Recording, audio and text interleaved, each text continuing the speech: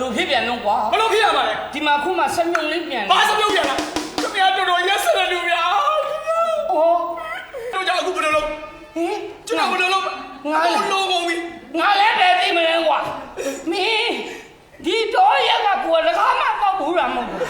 ဘာတော်ရဘူးလို့ ဒါလည်းလည်းဆရာမလို့ဘူးငါ့အောင်မောင်တော်ဝင်ရမှာဒါပဲ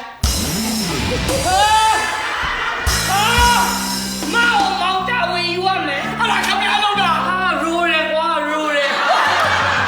စကားလုံးနေရရိုးတယ်ကွာဒီမှာဒီခေတ်မှာရွယ်သူလေးတွေပဲဆက်ပြီးဆွတ်ဆွတ်တင်ဒီလိုအိုကြီးအိုမန်းနဲ့ပို့ပြီးတော့မဆန်းသွားမယ် အကိုဘာနာလဲလဲဗျာခင်ဗျာလုပ်တယ်တရင်တို့ထားကြည့်တခါကျွန်တော်ရတယ်အသေးကြီးပြက်လိုက် ဦးအခုတော့လုံးမှာအခုသွားပြီကောလုံး ညီ ဦးတပြည့်တာဝင်မှာလား ညီကိုတာဝန်ယူရမယ်ဆယ်ကားပြန်ယူတယ်ညီအခါတရားပြန်ယူတယ်ဆိုင်ကားနေရပါစေနော်ထိုင်နော်ရပါနဲ့ငါရှိပါစေတော့ ဘာလဲဘာရှိရ ပြီးတော့လက်ထပ်မှာလား မိကိုလက်ထပ်မှာ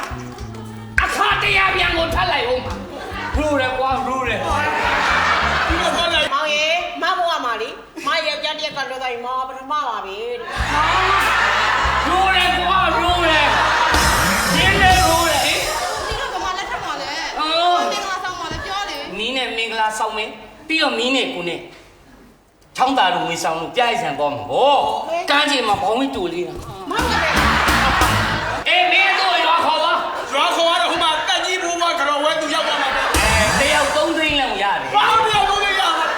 ပျော်ရွှင်ခြင်းကုန်ဟာတရုပ်ဆုံးပျော်ရွှင်ခြင်းကုန်ဟာတရုပ်ဆုံး